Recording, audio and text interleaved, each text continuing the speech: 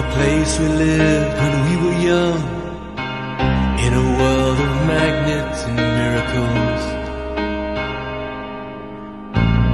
Our thoughts strayed constantly and without boundary. The ringing of the division bell had begun. Along the long road and on down the causeway, do they still live there by the cut? There was a ragged band that followed in our footsteps, running before time took our dreams away, leaving the myriad small creatures trying to tie us to the ground, to a life consumed by slow decay. The grass was greener, the light was brighter, with friends around us. The nights of wonder,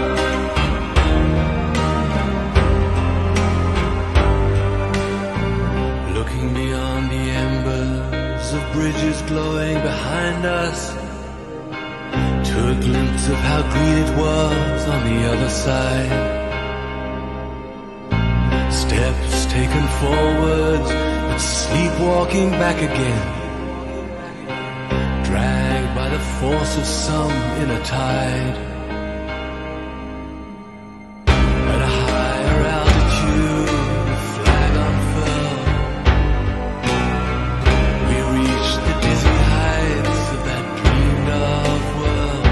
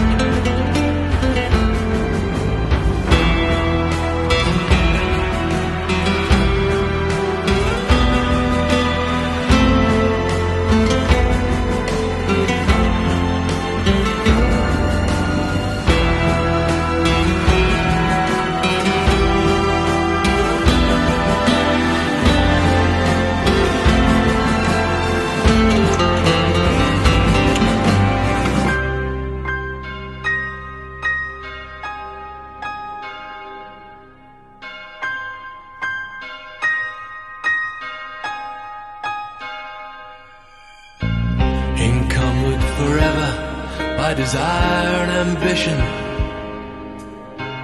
there's a hunger still unsatisfied. Our weary eyes still stray to the horizon, though down this road we've been so many times.